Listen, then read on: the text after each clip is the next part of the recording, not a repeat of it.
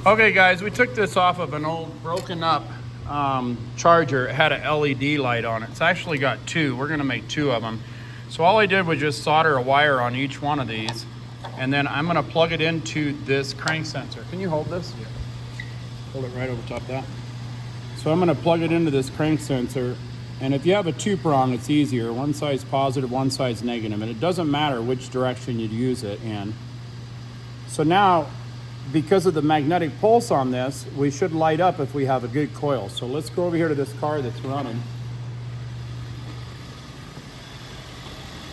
And all we're gonna do is just hold it right over top the coil, and you should see the light flicker.